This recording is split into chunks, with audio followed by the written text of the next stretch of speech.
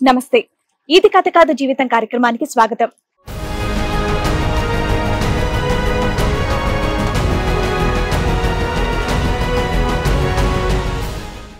మాకు సొంత ఇల్లు ఒకటే ఉంది మేడం. ఏదేదో చిన్న జాబ్ చేసుకొని నడుచుకుంటూ వెళ్ళి వచ్చేసి సంపాదించుకొని ఒక ఇల్లు ఒకటి సంపాదించుకున్నాం.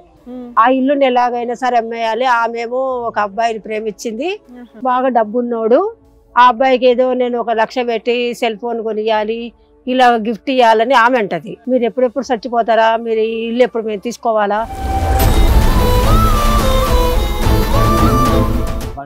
పండుగ 1 లక్ష రూపాయలు పెట్టి బండి ఇప్పిస్తే అది కాదు 3 లక్షలది 5 లక్షలది కావాలా అంటాడు. మాకేమన్నా పెద్ద పెద్ద చదువులు చదివించినారా, మంచి మంచి గుడ్డలు ఇచ్చారా, మంచి ఇక్కడికైనా తీసుకుపోయి టూర్లు గిల్లు చూపించినారా, ఏమైనా విమానాలు ఎక్కించినారా, ఏం చేసినారు మీరు? మాకు ఇంత అన్ని పెట్టేదానికి మీరు ఇల్లు అమ్మేస్తాం.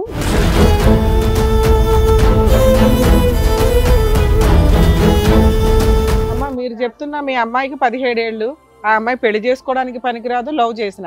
మీ అబ్బాయికి 20 ఏళ్ళు, అతను పెళ్లి చేసుకోవడానికి పనికిరాడు, లవ్ చేసినా కూడా. మైనర్ పిల్లలు మిమ్మల్ని హింసిస్తున్నారు ఒక రకంగా, చంపేసి వెళ్ళిపోతారని చూస్తున్నారు. ఇప్పుడు జనరేషన్ లో చూసిన వాళ్ళు ఎక్కిరిస్తున్నారు ఫ్రెండ్స్ వాళ్ళు, మీరు ఇంకా అక్కడే ఉన్నారా, మీరు ఇంకా అట్లనే చేస్తున్నారా అని చెప్పి. నానా ఈ సెకండ్ వరకు నేను ఒక సెకండ్ వెయిట్ చేస్తున్నా. ఎందుకంటే ఏమో వీళ్ళు ఏదైనా మిస్టేక్ చేస్తుంటారేమో, పిల్లలు అలా ఎక్కడ బిహేవ్ చేయరు అని. మీరు అది నిజమే అని ప్రూవ్ చేస్తున్నారే. మీరెంత, మీ ఏజ్ ఎంత, మీరు ఆలోచిస్తున్న విధానం ఎంత?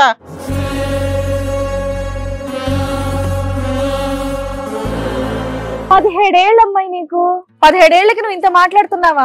ఈ మెచ్యూరిటీ ఏదో మీ అమ్మ నాన్నని జాగ్రత్తగా చూసుకుంటూ నువ్వే చక్కగా పనికి వెళ్ళి పోని పని ఏదైనా చేసి పెట్టి చక్కగా చదువుకుంటూ ఇల్లు చక్కదిద్దుకునే వయసు. పోని వాళ్ళు నిజంగా అమాయకుల్లాగా కనిపిస్తుంటే. నీకు ఒక లవర్ ఉందంట, నిజమేనా? వాళ్ళు ఒప్పుకున్నారు, వాళ్ళు వెల్ సెటిల్డ్ అని చెప్తున్నారు. వీళ్ళే తన బర్త్డే వస్తుంది సార్, గిఫ్ట్ ఇద్దామని చెప్పాను. ఒక ఫోన్ కొనాలంటే ఐఫోన్ 1 లక్ష. అంటే జీవితాంతం వాడికి గిఫ్ట్లు ఇవ్వాలా? తప్పదా? గిఫ్ట్లు ఇవ్వకపోతే నిన్ను వదిలేస్తాడా? అది దాని లవ్ అంటారా? అరే మీరు కన్న తల్లిదండ్రులనే వదిలేశారు, కన్న తల్లిదండ్రులనే చంపేయడానికి చూస్తున్నారు. ఆడెవడమ్మా బయటోడు? ఉండేం చేస్తారండి, మాకేం పెట్టట్లేదు కదా. మొహం పగిలిపోద్ది ఎక్కువ మాట్లాడేవంటే. ఉండేం చేస్తారని కన్న తల్లిదండ్రులు అంటున్నావు నువ్వు? మా అమ్మాయిలు డబ్బులు ఇవ్వట్లేదు అంటున్నారు కదా. ఇప్పుడు ఎవ్వరు ఏం చేస్తారు? వాళ్ళిద్దరిని ఏం చేసినా ఈ స్టేజ్ మీదే చేయండి, మేము చూస్తాం. ఇద్దరు ఇక్కడ ఎందుకు చేస్తా, ఇంటికి తీసుకెళ్ళి. వీళ్ళకి వాళ్ళ వాల్యూ తెలియ, ఇట్లా కాళ్ళు చేతులు అన్ని బాగానే ఉన్నాయి కదా, బ్రెయిన్ ఏ దొబ్బిందిరా మీకు?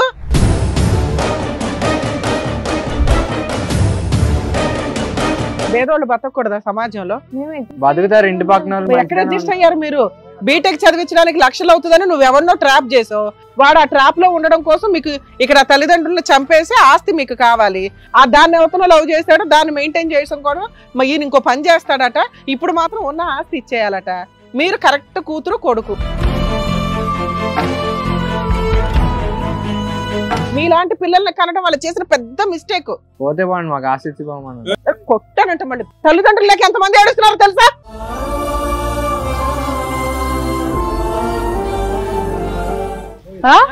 తల్లి మీద చెయ్యెత్తుతావా? ఎత్తకుండా ఏం చేయమంటారు? అలాంటి వాళ్ళ ఎక్కడి నుంచి వచ్చారు మీరంతా అసలు?